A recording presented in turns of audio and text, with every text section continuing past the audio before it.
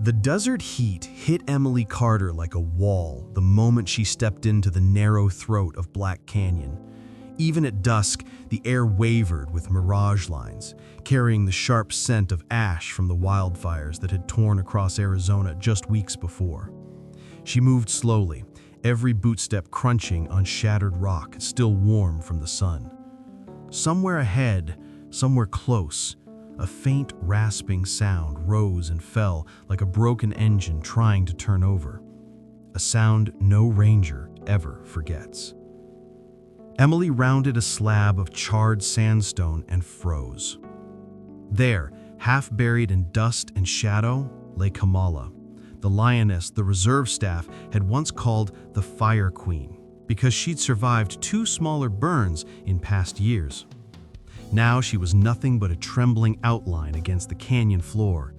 Her ribcage rose in violent, shallow jerks. Her tongue, gray as wet cement, hung out between cracked teeth. One front leg was pinned beneath a chunk of collapsed rock, the kind that could crush bone long before it crushed hope. But none of that was what made Emily's throat seize. It was the 2 cubs pressed tight beneath Kamala's paw. Barely the size of house cats, their fur matted with soot, they mewed weakly into the lioness's belly, searching for milk her body could no longer make. Every tiny cry cut through the canyon like a razor. Above them, 3 turkey vultures traced slow, spiraling circles across the sky, waiting, patient, already deciding the ending nature usually writes. Emily dropped to one knee before she even realized it. The desert heat blasting against her face. She had seen injured predators before. She had watched death come in quiet ways and in brutal ones. But this felt different. The kind of moment that tests not training, but faith. Kamala's head lifted. Just an inch. Just enough. Her eyes locked with Emily's, glowing gold in the furnace light of the canyon. There was no strength left in that stare, yet no surrender either. Only a question, feral, ancient, and edged with instinct. Emily didn't move, didn't blink. Even when the lioness flexed her free paw, claws sliding out like polished ivory hooks. Even when the cubs whimpered louder, as if begging their mother to save them one last time. The canyon fell so silent she could hear her own pulse in her ears. 3 seconds. That was all the time anyone had here. 3 seconds for Kamala to decide whether the human crouched before her was a threat, to kill, or a chance, however impossible, to save her babies. 3 seconds for Emily to lean forward or lean back, either choice as dangerous as walking into traffic on a freeway at midnight. Her radio crackled suddenly, making her flinch. "Emily, do you copy?" It was Dr. Mark Henderson's voice from the rescue station. "Your GPS feed shows you stopped moving. Everything all right?" Emily kept her eyes on the lioness, lowering the radio slowly. "I found her," she whispered. "She's alive, but barely. And she has 2 cubs." A ragged breath rattled from Kamala's lungs, her sides hitching. Dust puffed up with each failing exhale. Emily edged a fraction closer, not enough to trigger a charge, just enough to read more than fear in the lioness's eyes. There was pain, yes, and exhaustion so deep it seemed to hollow her out. But underneath it, flickering like a candle muffled by wind, Emily saw something she didn't expect. Recognition. As if somewhere in the haze of agony, Kamala remembered the scent of the rangers who had once rescued her from an abandoned breeding facility. As if she remembered that not every human meant harm. Emily swallowed hard. "Easy, girl. I'm not here to hurt you." Her voice dropped to the gentlest tone she owned, the same one she used with frightened horses after highway accidents, or with trembling pets trapped after house fires. "I know you're scared, so am I." Kamala's ears twitched.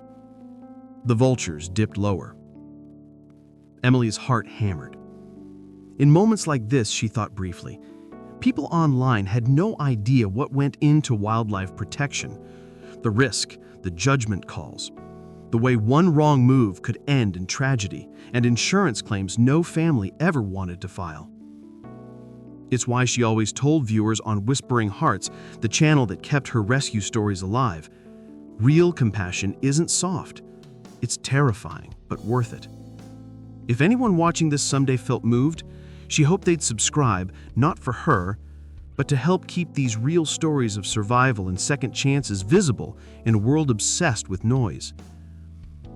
The lioness shifted again. Emily's breath caught. Kamala's claws tapped against the stone, then held still. Her muscles tensed, gathering what little strength remained.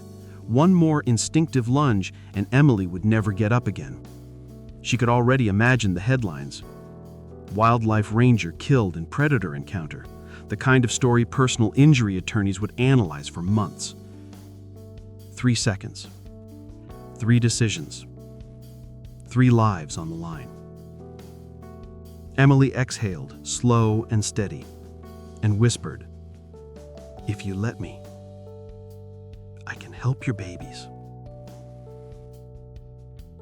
Kamala blinked once. And in that heartbeat, barely a breath, barely a thought, the lioness made her choice. 2 months earlier, before Emily ever set foot inside Black Canyon, Arizona's sky had turned the color of burnt copper. Smoke choked the mornings. Ash drifted through the afternoons like gray snow, and the nights glowed with a red pulse that looked almost alive. Locals called it the endless fire, a season that refused to burn out. And in the middle of it all, the Sonoran Wildlife Reserve became a battlefield. Flames on one side, terrified animals on the other, and rescue teams stretched thin enough to break. Emily remembered that time as a blur of sirens, cracked lips, and exhaustion that clung to her bones. She spent day after day hauling injured deer out of ravines, guiding confused coyotes away from active burn zones, and fighting for every creature that hadn't already succumbed to heat stroke. But the fire had a way of rearranging priorities. Some animals fled, some adapted, and some, like the newly relocated lions, had no idea the world around them had changed at all. The reserve had taken in 6 lions rescued from a private breeding facility back in Texas. Animals born in captivity, but strong enough to try a semi-wild life. Among them was Kamala, the only breeding female of the group. Strong-jawed, sharp-eyed, fiercely protective even before she'd had cubs of her own. Emily had been there the day the transport crates opened. She still remembered Kamala stepping out, lifting her head to the wind as if tasting freedom for the first time. What she didn't expect was how quickly trouble followed. 3 weeks into the relocation, fires erupted. The lions scattered to higher ground, searching for cooler air and less smoke. Most of them stayed within the reserve boundaries, but Kamala, pregnant, slow-moving, and stubborn, took refuge deep inside the Black Canyon fault line. It was cooler, quieter, but dangerously isolated. And when she finally gave birth during the 2nd month of the fires, no one knew. Not until her GPS tracker began sending erratic movement patterns instead of the usual rhythmic pathways lions take when patrolling. At first, she thought the collar had malfunctioned. Then, 3 days later, Kamala's dot simply stopped, stayed in the same spot for 24 hours, then 48, then 72. By the end of the 3rd day, Emily wasn't the only one worried. Ethan, her newest volunteer, 22, eager, sharp as a tack but green as fresh grass, hovered behind her in the operations center, peering at the screen over her shoulder. "That isn't normal, right?" he asked, tapping the frozen dot. "No," Emily answered. "Lions don't stay still unless they're sleeping, and even then, not this long." "Could she be hiding, protecting the cubs?" Ethan offered, trying for optimism. "Maybe," Emily said, though her gut whispered otherwise. "But stationary for 3 days means she's hurt, or worse." Cole, their transport driver and field tracker, overheard as he walked by. He'd worked rescues longer than Emily and carried the tired cynicism of a man who'd seen too many endings that weren't happy. If she hasn't moved for 72 hours, you're looking at a body, not a lion. Ethan winced. Emily said nothing. Then something else appeared on the screen, another signal, a faint blip from a motion sensor placed near the canyon edge, the same sensor that once caught footage of illegal traps in the area. Cole stared at it, jaw tightening. "Don't like that," he murmured. "Fires push animals out.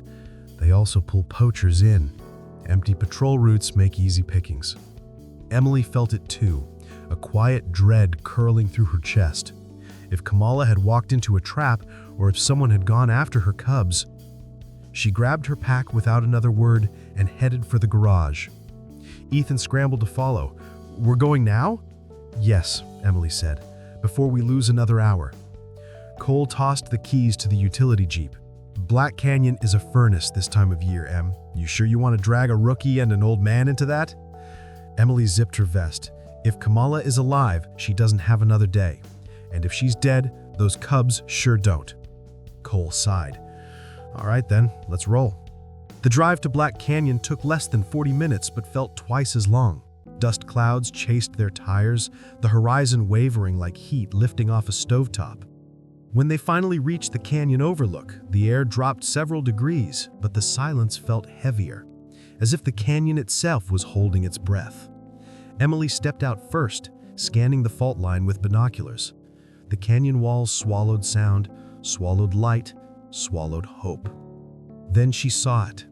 A faint smudge of tawny fur pressed against the base of a shattered rock formation. Her pulse spiked. "Cole," she whispered, handing him the binoculars. "I think that's her." Ethan leaned over the edge and gasped. "Something's moving down there." Emily didn't wait for confirmation. She keyed her radio. "Mark, this is Emily. We found Kamala." A beat of static. "Alive?" Mark asked. Emily watched the faint twitching motion below, the rise of a lioness's ribs struggling against the burn of the desert. "Yes," she said softly, "but barely." Then without hesitation she added, "We're going down after her." The descent into Black Canyon was never meant for human feet. The rock ledges were jagged, sharp as broken glass, and the narrow switchbacks carved by flash floods offered no comfort. Just a reminder that the desert shaped everything here with violence. Emily clipped her harness into the guide rope Cole anchored to the jeep, testing her weight before stepping backward over the edge. Ethan followed, breathing too fast, while Cole stayed topside to manage the line. Halfway down, the heat thickened until it felt like breathing through a wool blanket. The canyon walls pressed close, holding the sun's leftover heat as if unwilling to release it. Emily paused on a small ledge and lifted her eyes toward the canyon floor. She couldn't see Kamala yet, only the distant smear of tawny color and a flicker of movement too weak to be called life. "You doing okay up there?" she called up to Ethan, who clung to his rope as if it might sprout teeth. Yeah, he wheezed. "Just didn't think it'd be this steep." "Everything in this canyon is steeper than it looks," Emily said. "Keep your weight centered and trust your feet." A small rock skittered down from above, bouncing off the wall and hitting the canyon floor far below with a faint clack. Ethan looked like he wanted to swear, but was too winded to manage it. Emily offered a quick smile before moving again, focusing on each foothold like it was part of a ritual. 20 minutes later, they reached the canyon floor. The air was different down here, heavy and quiet. No wind, no rustle of brush, just the low hum of heat radiating off stone and the distant drip of water evaporating faster than it pooled. Emily rose, unhooked her harness and scanned the ground. "Tracks," she murmured. Ethan knelt beside her. "Lion?" She confirmed. "Lion. And we're close." The tracks were clearer here, pressed deep into the dust, Kamala's paws dragging slightly, a sign of weakness that made Emily's stomach twist. Then, mixed with the lion tracks, she saw something else. A different impression. Narrow. Repeating. Metal-edged. "Ethan," she said quietly, "look at this." He leaned closer. "That's a boot print. Not ours. Too broad for mine, too broad for mine, and deeper than yours." Ethan swallowed. "So somebody's been down here?"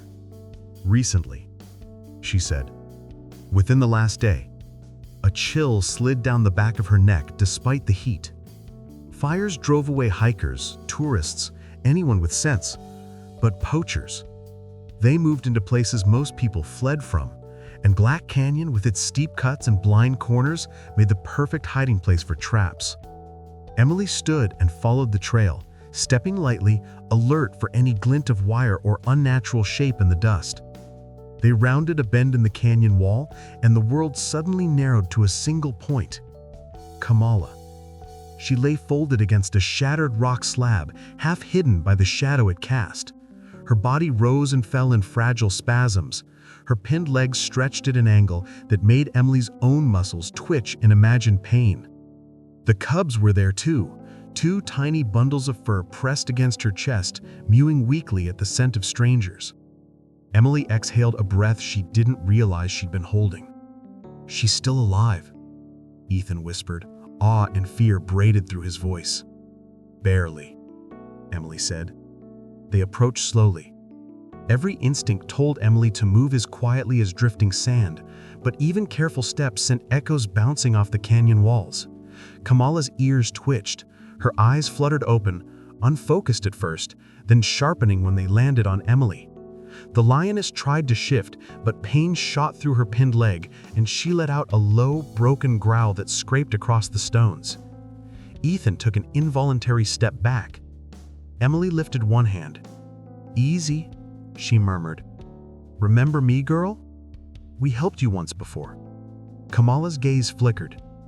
Recognition? Exhaustion? Or just instinct fighting through the fog?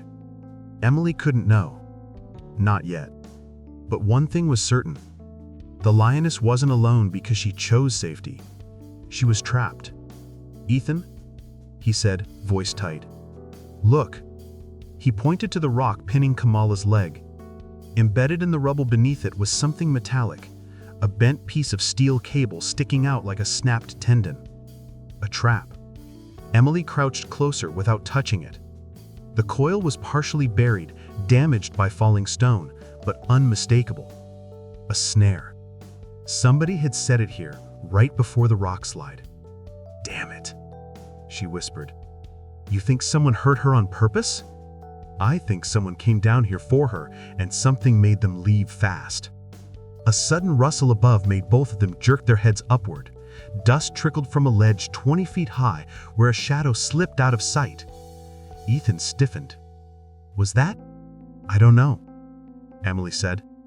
"Could be wildlife. Could be someone watching." Her heartbeat thudded in her ears.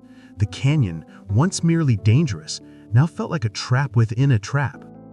Emily stepped closer to Kamala, lowering herself to a kneel. "You're safe for now," she whispered. Kamala blinked slowly, her breath stuttering as the canyon heat pressed down around them. The cubs whimpered again, nudging her chest with tiny noses. Emily felt something tighten in her ribs, fear, anger, compassion all braided together. This wasn't just a rescue. It was a race.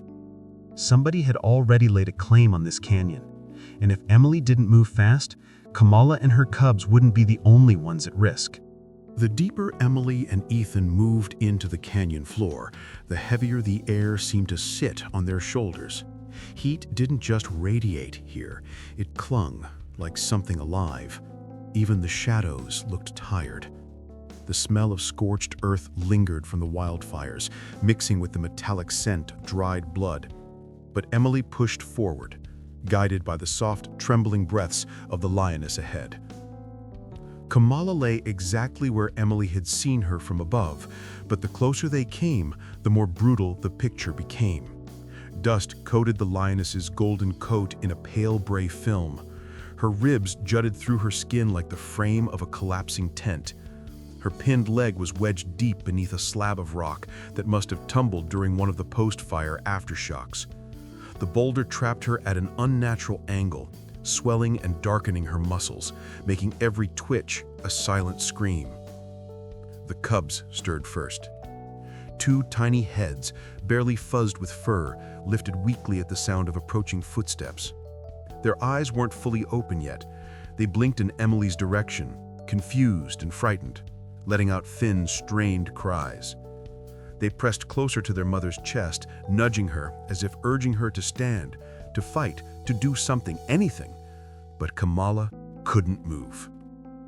Emily felt her throat tighten. She'd seen suffering before, but nothing prepared her for the sight of a mother animal crushed between instinct and helplessness. "Easy," she whispered gently, lowering herself to one knee. "It's okay, girl. We're here." Kamala's eyes snapped open. The growl that rumbled from her chest was barely audible, but the meaning was unmistakable. Her gaze sharpened, pupils narrowing to hard black slits. She lifted her head just an inch, just enough to shield her cubs with the last scraps of strength she had left. Her ears flattened, her jaws parted. Ethan stumbled back, instinctively lifting his arms. "Emily?" she murmured, raising her hand without looking away from the lioness. "Stay behind me." Kamala's head trembled with effort, but she held her defensive posture. Even dying, she was still a mother, still a shield, still a creature shaped by millennia of survival. Emily's heart hammered. This was the moment where rangers usually deployed tranquilizers or retreated, but both options meant the same thing. They'd lose her. The cubs would starve before they could even be moved. Every rule in the handbook told her to back away, but every instinct in her body told her not to. The canyon suddenly echoed with a faint metallic clink. Emily turned her head slightly. Ethan was staring at something half buried beneath the rubble. A thin glint of steel wire, a broken loop, the remnants of a snare trap, its metal edges scorched black, likely from the heat of the rockfall. "Poacher gear," Ethan whispered. "Maybe that's why the rock collapsed. Something weakened the structure. Or someone set a trap too close to unstable stone," Emily said. Rage simmered under her words. Either way, this wasn't nature. She reached carefully towards the trap fragment, lifting it with 2 fingers. It was old, but not old enough. Someone had been in this canyon recently, too recently. Above them, the vultures shifted again, circling lower, as if sensing the tug of war between life and death below. Emily placed the metal piece down and slowly lowered herself to the ground, making herself small, non-threatening. She kept her motion smooth, her breathing steady. Years of rescue work had taught her how to speak in silence. Kamala watched her closely. Her breathing hitched, her pinned yegg trembling. She shifted again, a tiny, agonizing motion that sent dust puffing around her. "Look at me," Emily whispered. "I'm not your enemy." For a moment, the canyon felt suspended, caught between 2 choices neither side understood fully. Emily edged closer, inch by inch, until she could hear the rasp of Kamala's breath above the crackle of heat. Her lioness's eyes darted to the water bottle clipped on Emily's vest. Her tongue twitched. "You're thirsty," Emily murmured. "I know." She unhooked the bottle slowly, letting the plastic click against her vest so Kamala could track the sound. She tilted it, letting one cool drop spill into her palm, then another. She extended her hand, keeping it low to the ground. Kamala's nostrils flared. The cubs' cries grew softer, as if they sensed the tension shifting. Another rustle came from higher on the canyon wall, louder this time. A scrape of boot on stone or an animal. Emily's eyes snapped upward, but the ledge above them was empty. Ethan swallowed hard. "Someone's up there. I swear I saw." She whispered, voice tight. "Not now. Stay focused." Her hand hung inches away from Kamala's muzzle. "Come on, girl. Just a sip." Kamala hesitated. Her claws flexed, her breathing hitched. And then, her head dipped. just enough for her nose to touch the water in Emily's palm. Emily held still as stone, relief and fear tangled inside her chest. But when Kamala licked the water weakly, Emily knew this wasn't acceptance. It was desperation, and desperation was always one step away from danger. Emily kept her hand steady as Kamala drank the last drops from her palm. The lioness's tongue was rough, dry, almost cracking against Emily's skin. When Kamala lifted her head again, her eyes flicked between Emily and the cubs, as if weighing a threat only she could see clearly. Emily didn't dare move. She let the moment settle, slow and fragile, like dust drifting through sunlight. Then the radio in her belt crackled to life. "Emily, status check," came Dr. Mark Henderson's voice, sharp as gravel. "You're overdue for your 10-minute report." Ethan winced. The sound startled the cubs. One let out a trembling squeak and tried to burrow deeper under its mother's chest. Kamala's ears snapped back. Her muscles tightened.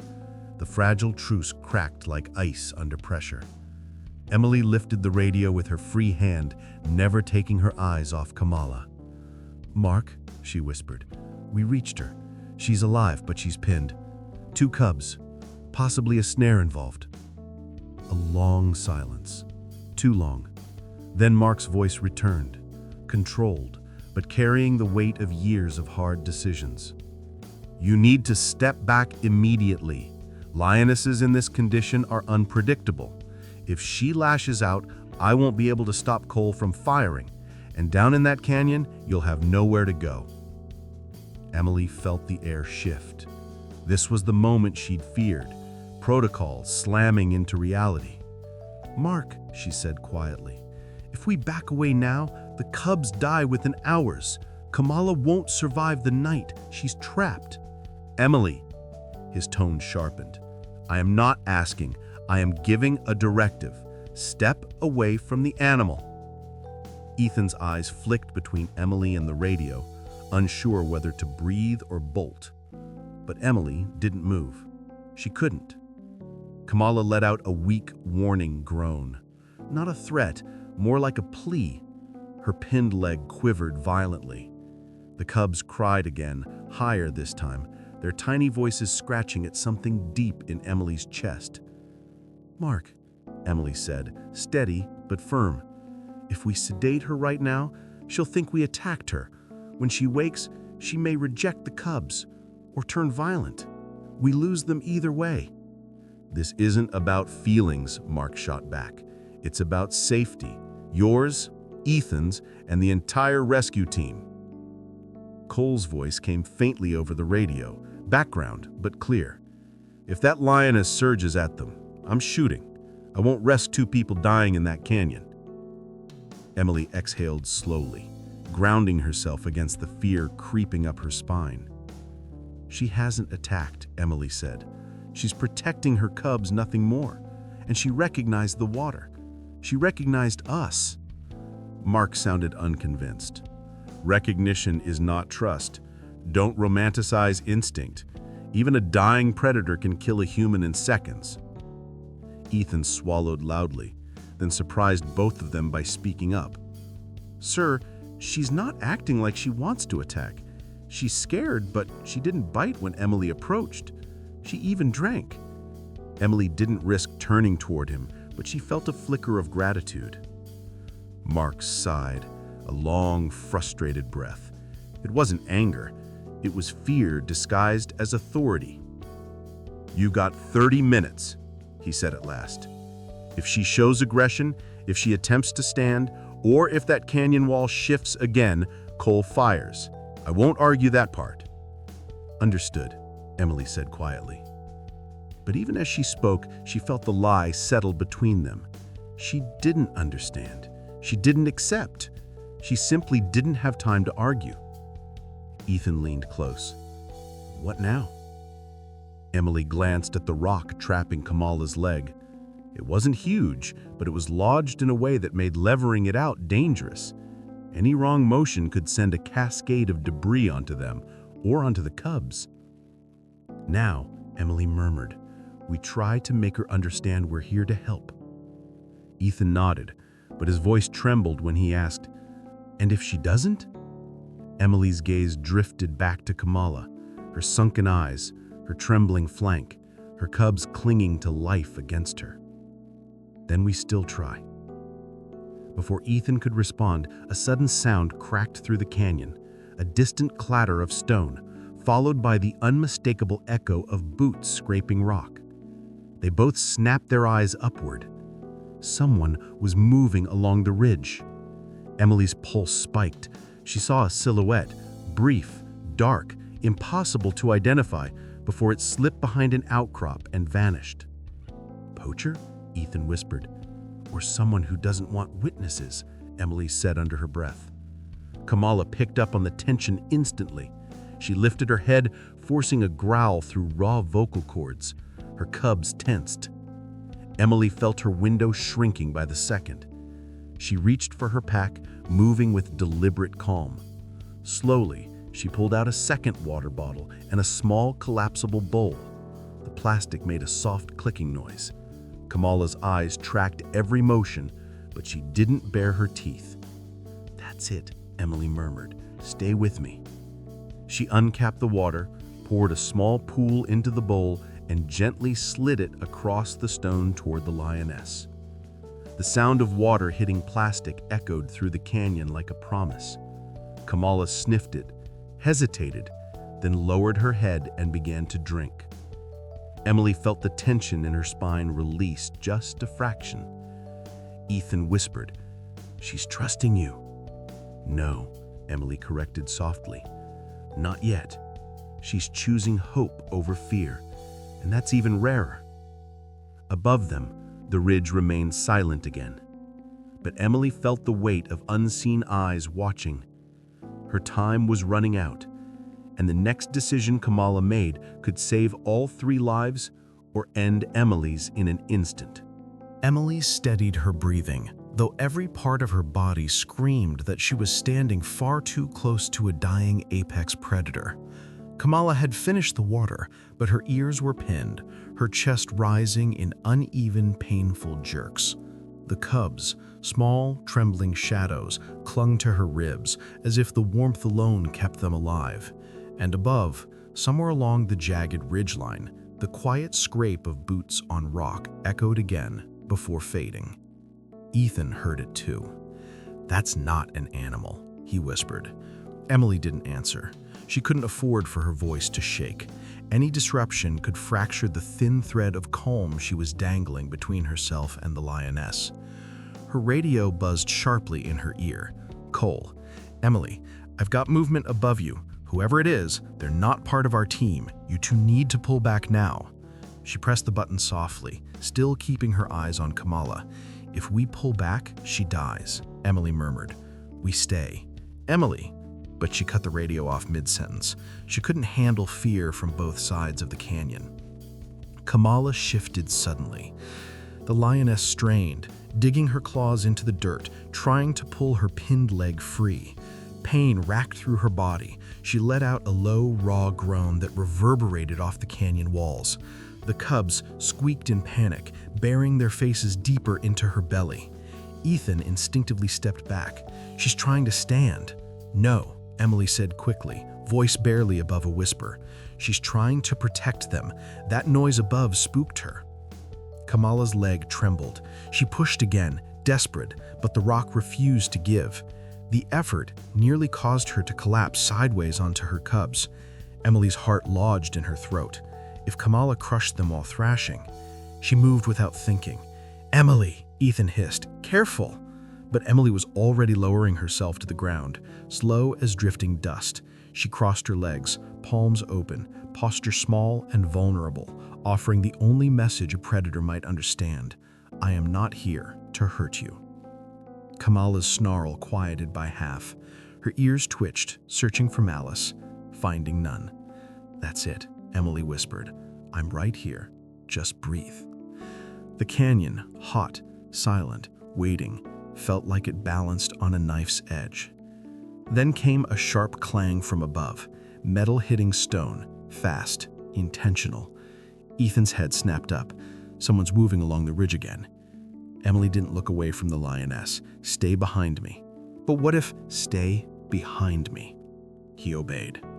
Kamala's gaze shot toward the ridge, then back to Emily. Her pupils widened. Her chest shook. She was seconds away from choosing fight over fear.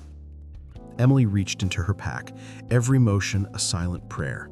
She drew out a small metal bowl, lightweight, battered, the one she'd used on dozens of rescues. She set it on the stone between them and slowly filled it with more water. The lioness's nostrils twitched. "Good girl," Emily said softly. "It's yours." She pushed the bowl closer. Kamala hesitated. She looked at the bowl, then at Emily, then at the cubs crying against her ribs. And the moment stretched, thin, fragile, trembling. Emily held her breath. 1 second. 2. 3. Kamala lowered her head, not to attack, not to defend, but to drink. Her tongue lapped desperately, sloshing water over the rim, a sound of pure survival. Emily let out the breath she had been holding, her entire body easing, but only slightly. Trust wasn't won in a single sip. Just then, the cubs shifted, crying softly. Their tiny sounds carried so clearly through the canyon that Ethan flinched. Emily didn't. She reached toward the little ones, inch by inch, letting them smell her fingertips first. Kamala froze. Emily froze too. The lioness's eyes locked on Emily's hand, claws clicked on stone, an unmistakable warning. But then, Kamala looked at her cubs, looked back at Emily, and let her hand come closer. Emily scooped the smallest cub gently, its body feather-light, trembling with exhaustion. She held it close, careful to keep every motion slow and visible to Kamala. The canyon held its breath again. "Easy, girl," Emily murmured. "I just want to help your babies." Kamala blinked. Her jaw slackened, her claws retracted by the smallest margin. It wasn't trust, not yet, but it was permission. Ethan exhaled shakily. "I can't believe she let you touch them." Emily didn't dare look away from Kamala. "She didn't let me. She chose to." A stone clattered above them again, fast, sliding down the ridge this time. Ethan cursed under his breath. "They're still up there." Emily didn't react, couldn't react. Whoever was stalking the canyon could wait. The lioness and her cubs could not. The cub in Emily's hands trembled like a leaf in a storm. Its heartbeat fluttered wildly against her palm, too fast, too fragile. Kamala watched every inch of the movement, every breath Emily took, eyes flicking from the cub to the woman and back again. One wrong motion, Emily knew, and that thin thread of tolerance between them would snap. "Ethan," she said quietly, "come here." Slow. He edged closer, eyes wide, hands held out as if approaching a live grenade. "Take him," Emily murmured, easing the cub into his arms. "Hold him against your chest. Let him feel your heartbeat. Stay low. Stay behind that rock." Ethan cradled the tiny body, his face softening despite the fear in his eyes. "Hey, little guy," he whispered, voice cracking. "Hang in there." Kamala's head tracked the cub but didn't rise. Her claws remained sheathed. She was watching, measuring, enduring. Emily inched forward toward the pinned leg. Up close, the damage looked worse. The rock that held Kamala's limb was about the size of a microwave, wedged deep into a fracture in the canyon floor. It had to have fallen recently. The edges were sharp, the dust beneath it still loose. The lioness's leg bulged grotesquely around the pressure point, skin stretched tight, fur matted with dried blood. Every tremor sent a ripple of agony through her flank.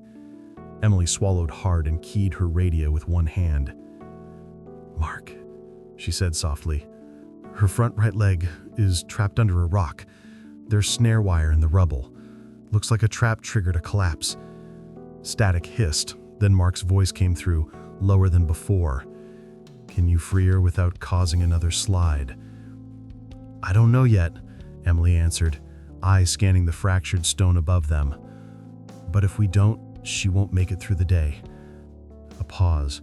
She could picture him back at the station, standing over a cluttered map, jaw clenched, calculating risk against risk. You try, but listen carefully. Cole is in position with the dart rifle. If that lioness comes at you, he fires. We don't get a second chance. Emily glanced up toward the ridge, where she knew Cole lay prone behind a rock, rifle lined up. For a second, she resented the cold geometry of it, the angle, the range, the way her own life could be reduced to a straight line and a trigger pull. "Understood," she said. She set the radio down and reached slowly into her pack, pulling out the short crowbar she kept for vehicle rescues and debris clearing. Its metal felt hotter than it should in her hand. She showed it to Kamala like a peace offering, letting the lioness see the tool, smell it, process it. "It's just to help," Emily murmured, "not to hurt." Kamala's ears twitched. Her eyes narrowed but didn't flare. Emily moved to the rock, crouching low, careful to stay where Kamala could see her. She wedged the tip of the bar into the narrow gap between stone and ground and pressed down gently, testing the resistance. The rock didn't budge. Sweat slid down her spine. Behind her, Ethan whispered, "Do you want me to help?" "Not yet," Emily said. "If this goes wrong, I don't want you in the line of fire." She braced both hands on the bar and leaned into it, muscles straining. The rock shifted a fraction, grinding loudly against the pinched bone beneath it. Kamala screamed. The sound tore through the canyon like a siren, raw and primal. Her body surged, instinct exploding past exhaustion. She lunged up on 3 legs, teeth bared, muscles rippling with a strength she shouldn't have had. "Emily, move!" Ethan shouted.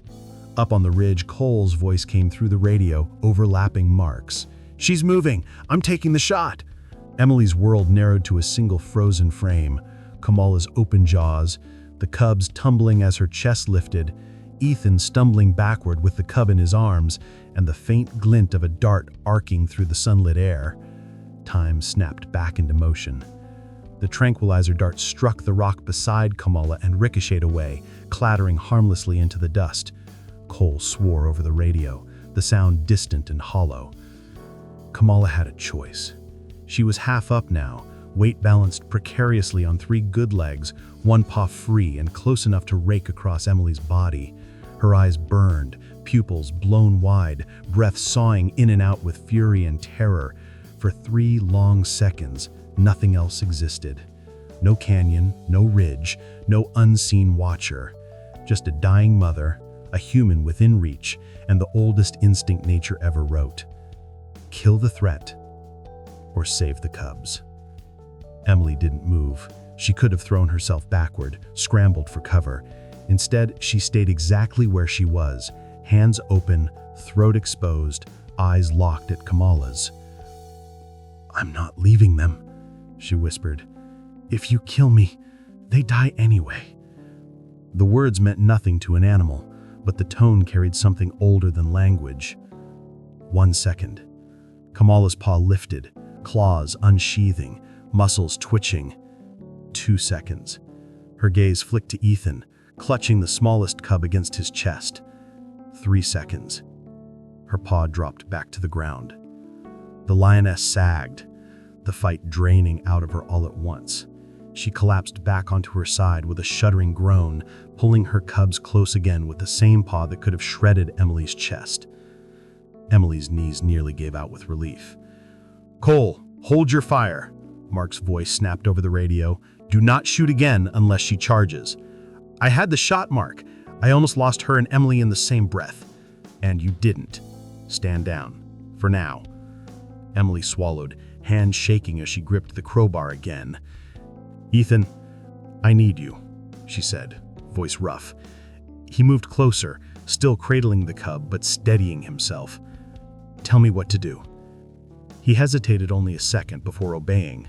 The cub let out a tiny protest, but settled against the stone, too weak to fight. Together, they wedged the crowbar deeper, Emily on one end, Ethan on the other. Kamala watched them through half-lit eyes, panting, too drained to protest. On 3, Emily said. 1, 2, 3. They pushed with everything they had. The rock shifted an inch, then 2, rolling just enough to free the trapped leg. Kamala yanked it out with a strangled whimper and curled it against her chest. The limb shook uncontrollably, swollen and angry, but it was no longer trapped.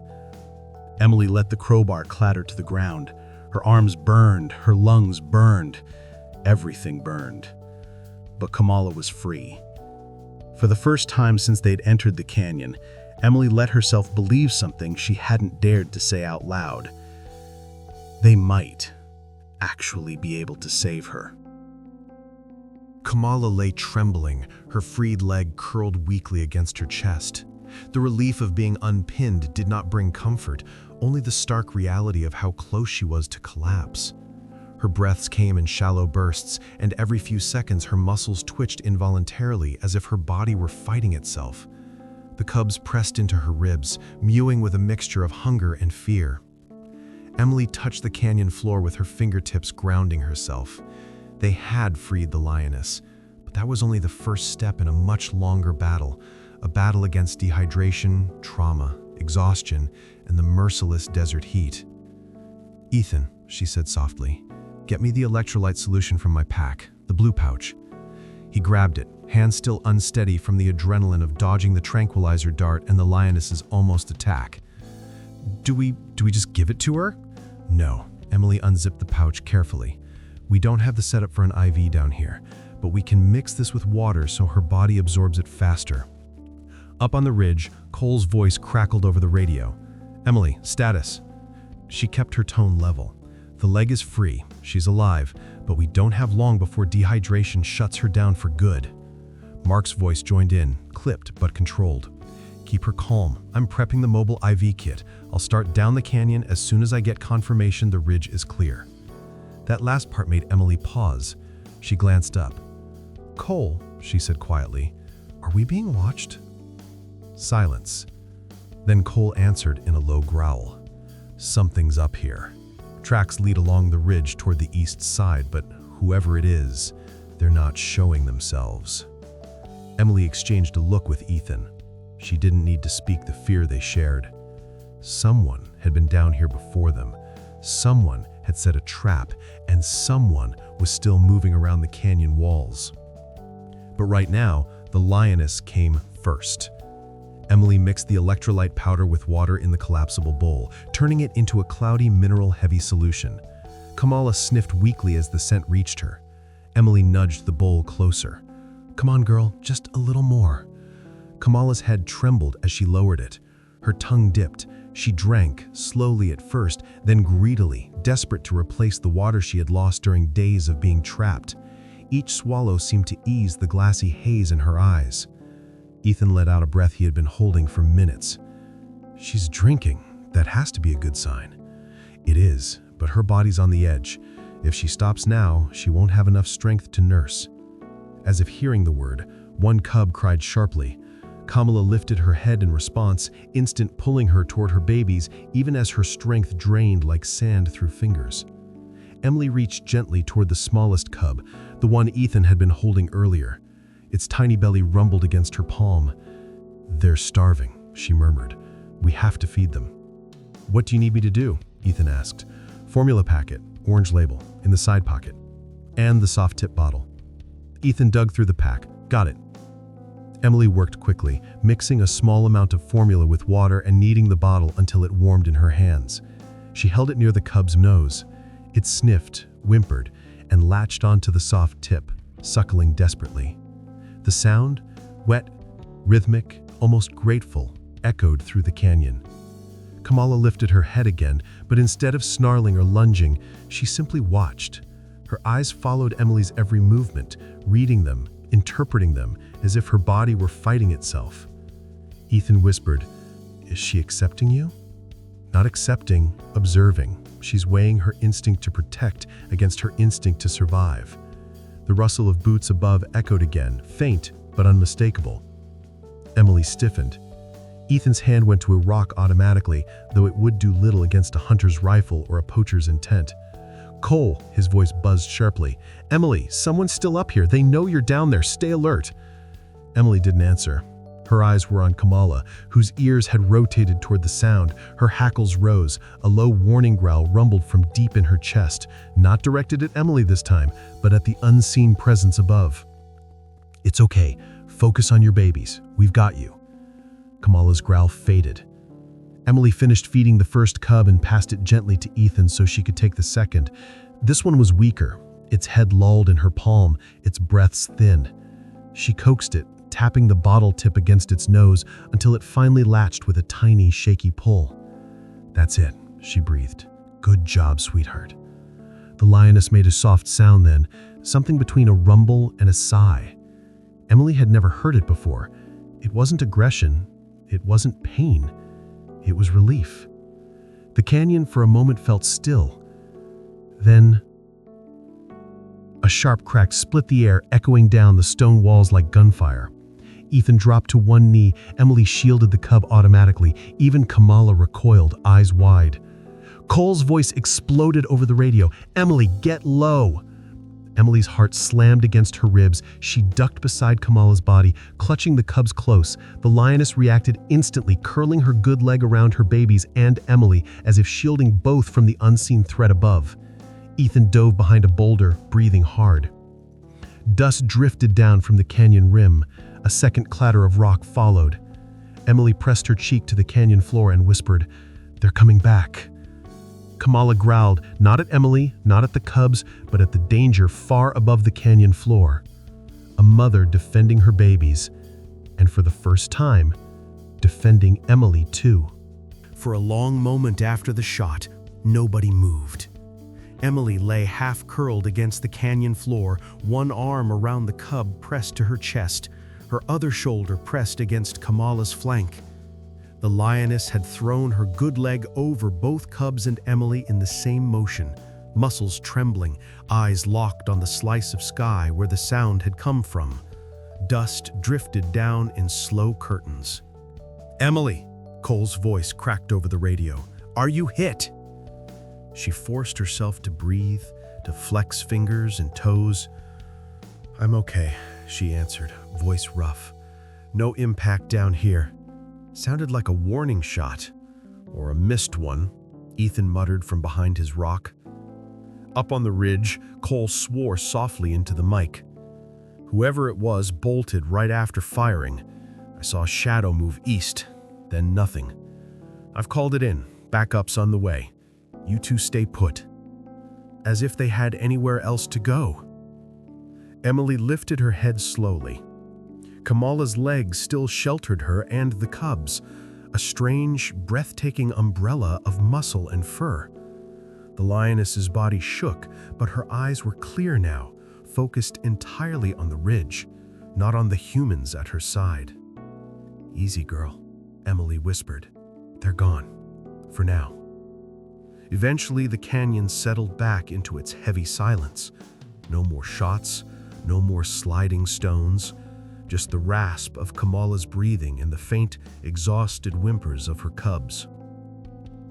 By sunset, additional rangers swept the ridge. They found boot prints, a single spent shell casing, and the twisted remains of 2 more snares hidden in scrub.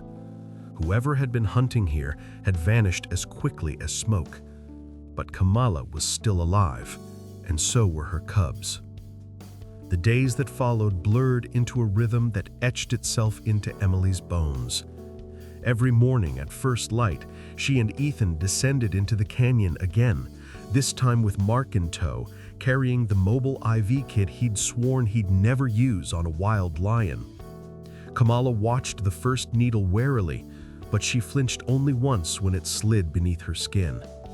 After that, she lay still while pale fluid traveled into her veins, color slowly returning to her gums, strength crawling back into her muscles.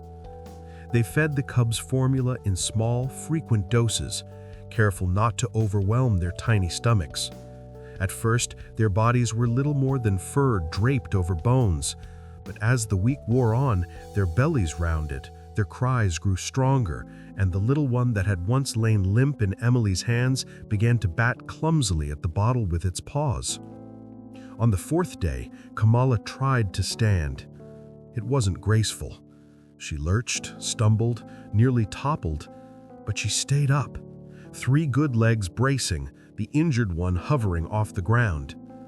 Emily watched, heart in her throat, as the lioness took 2 shaky steps, then 3, before sinking back down with a grunt of exhaustion. "That," Mark said quietly beside her, "is more progress than I expected in twice the time." He didn't say he was wrong. He didn't have to. The softness in his voice said it for him. By the end of the second week, Kamala no longer tolerated anyone but Emily inside a few feet of her cubs. She would allow Mark to place the IV if Emily sat near her head, talking in that steady, low tone that had become as much a part of the routine as the medicine itself. Ethan learned to keep a respectful distance, working around the edges, refilling water bowls, clearing loose rocks, tidying the makeshift feeding area. One afternoon, a gaunt puma slipped into the canyon mouth, drawn by the scent of food and weakness. Emily saw it first, a shadow sliding along the far wall. Before she could react, Kamala's head snapped up. A rumble built in her chest, deeper than anything Emily had heard from her yet. She surged to her feet, favoring her injured leg, and placed herself squarely between the puma and her cubs. The intruder froze, ears flattening. For a heartbeat, predator faced predator. Then the puma turned and slunk back into the brush, leaving Kamala standing tall, sides heaving, eyes bright with the fire that had almost gone out forever. Emily felt a smile tug at the corners of her mouth. "There you are," she murmured. "That's the queen everybody talked about." It was on the 20th day that the sky finally changed. Clouds rolled in from the south, heavy and low, bruising the horizon with shades of steel.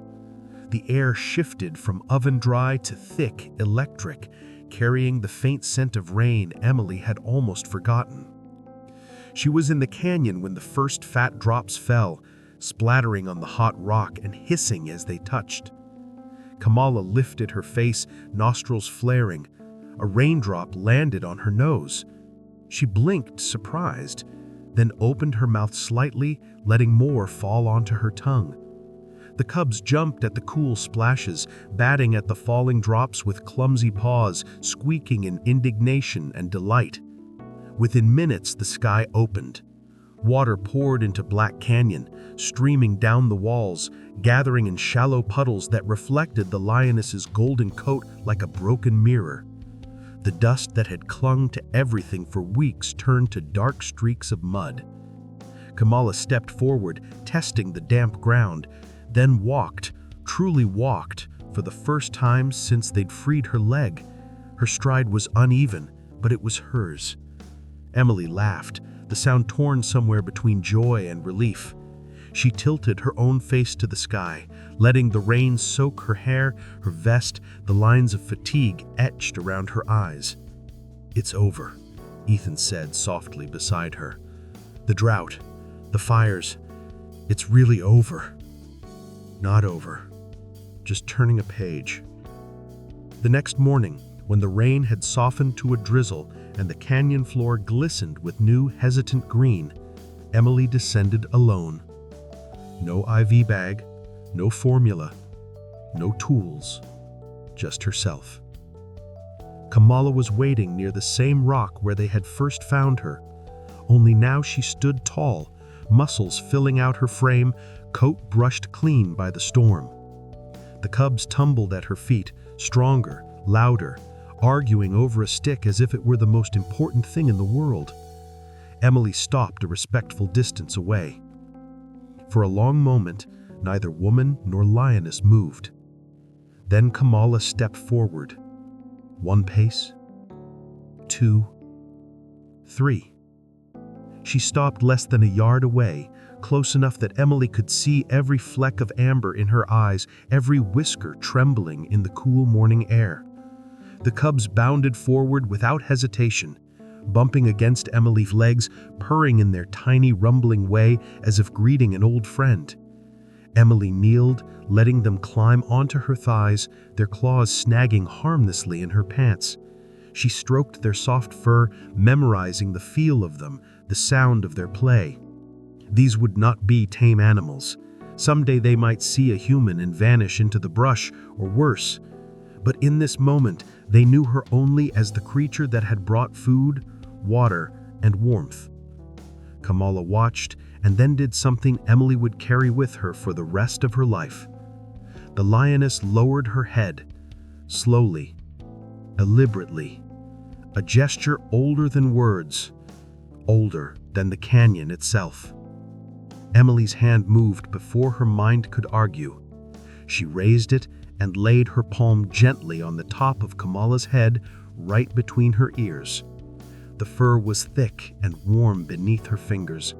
She could feel the solid skull, the coiled strength, the power that could kill with a single blow, and yet in that moment, all of it was still.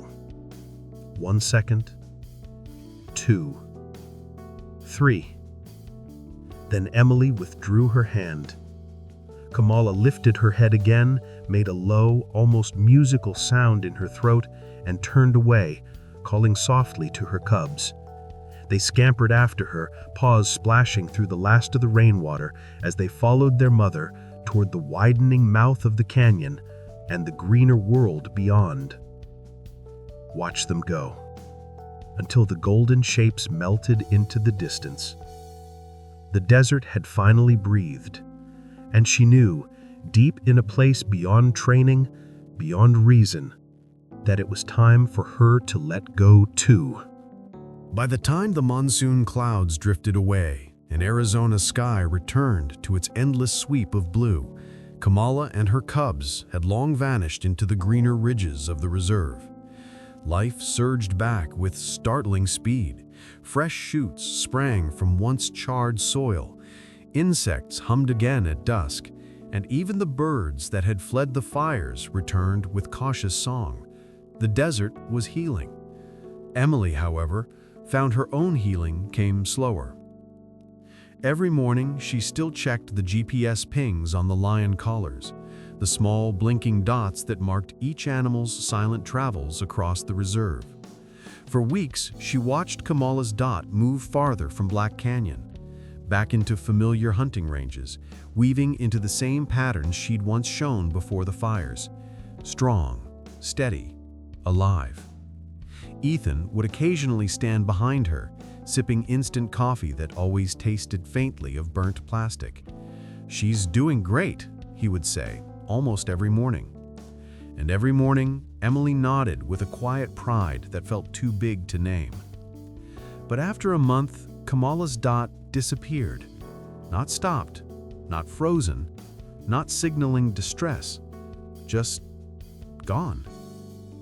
Mark noticed it during a routine scan. "Collar probably broke," he said, tapping the blank space on the screen. "Rain sometimes weakens the adhesive, or she scraped it off on a rock. It happens." Cole shrugged. "She's wild again. Can't expect them to keep wearing our jewelry forever."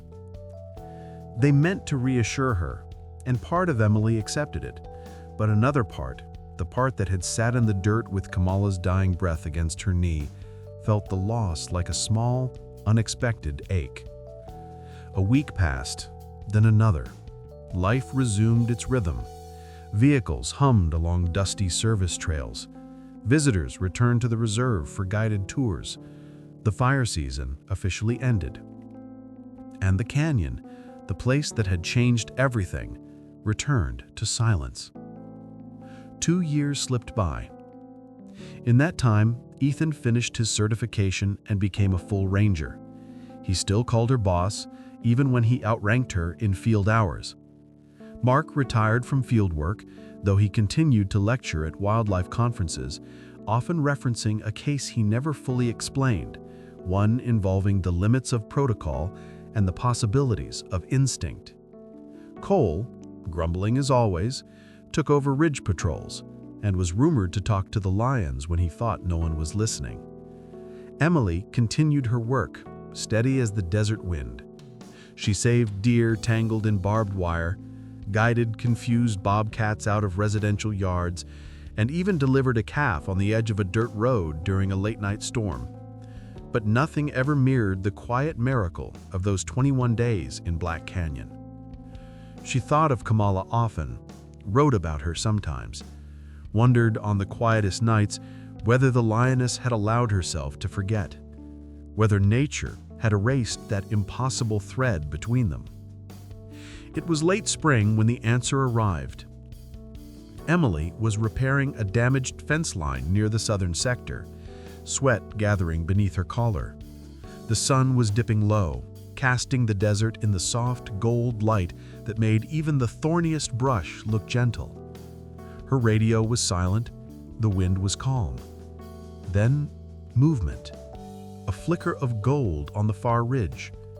Emily squinted, shielding her eyes against the sun. At first, she thought it was wishful thinking, heat shimmer playing tricks. But the shape grew sharper, stronger, familiar. A lioness.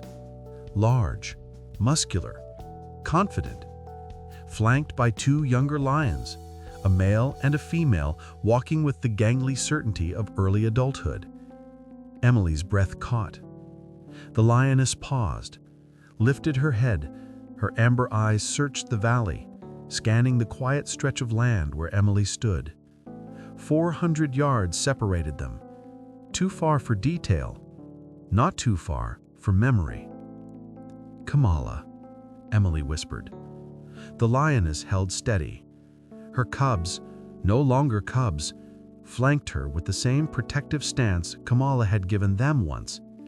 Their coats gleamed in the sun, full and healthy, untouched by the hungry desperation they'd known as infants. Kamala stared, her gaze locked to Emily's across the open valley. A long moment passed, silent, impossibly still. Then Kamala did something that made Emily's throat tighten. She lowered her head.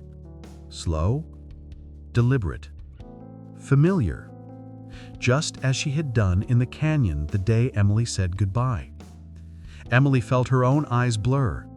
She placed her hand over her heart, a silent gesture across the distance. As if satisfied, Kamala turned, nudged her nearly grown cubs, and led them across the ridge. Their tails swayed in perfect rhythm.